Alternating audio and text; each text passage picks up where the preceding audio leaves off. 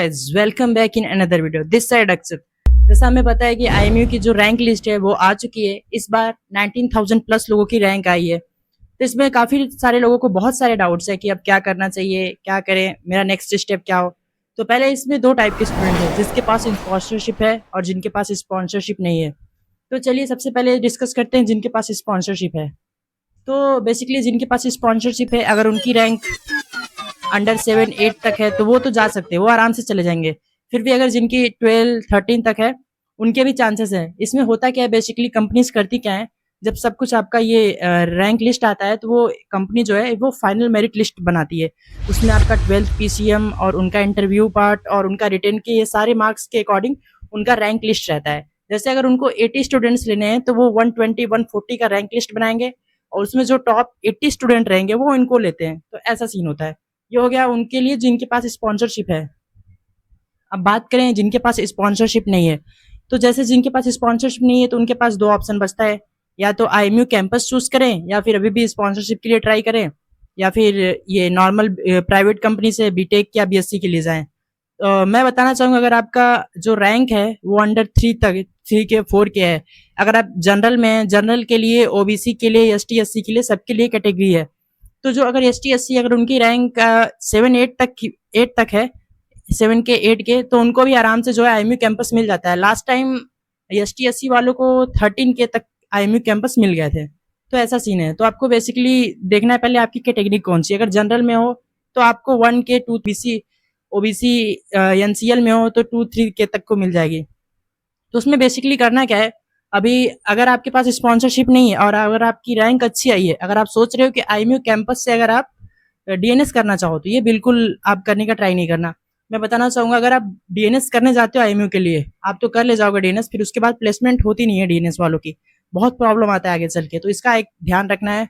अगर आप बीएससी या बीटेक के लिए जा रहे हो आईएमयू के लिए तो वो बेस्ट है, वहां से आपकी प्लेसमेंट होनी ही होनी है, वहां से मतलब प्लेसमेंट हो ही जाती है।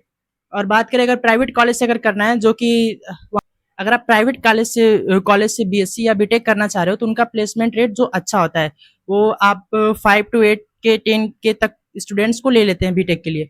अगर बीटेक के लिए और बीएससी के लिए बात करें बेस्ट कॉलेज की, तो आपका पहले आता है ये तोलानी आ जाएगा, गणपत आ जाएगा, तोलानी गणपत, तोलानी, HIMT और मैनेट, ये सब कॉलेजेस हैं, आप इनके पास जा सकते हो। हालांकि जो गणपत का भी कुछ ईयर्स में उनका जो प्लेसमेंट रेट है वो काफ़ी अच्छा हुआ है। अब बात करें अगर आपके पास स्पॉन्सरशिप है और ऐसे कंपनी की है जिसमें बहुत ज़्यादा वेटिंग है तो उसमें जाना चाहिए कि नहीं।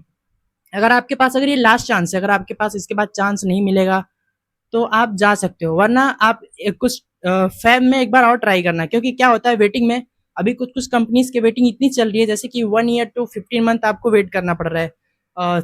मैं कंपनी का नेम तो नहीं ले सकता, हाँ वेटिंग इतनी चल रही है, तो फिर क्या फायदा आपका। आपको आई थिंक कैडेटशिप करने में ही आपको 4-5 ईयर लग जाएंगे।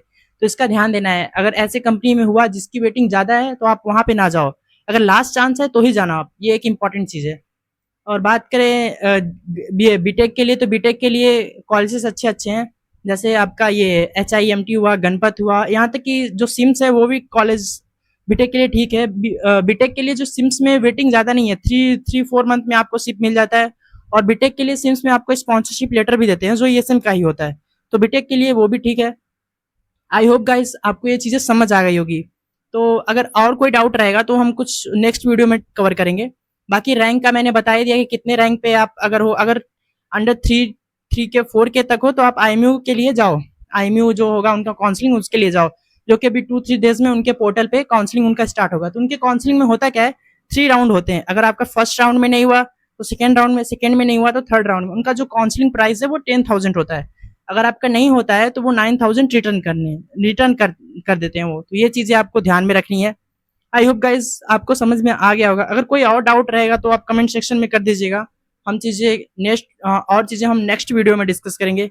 All the best guys, thanks for watching.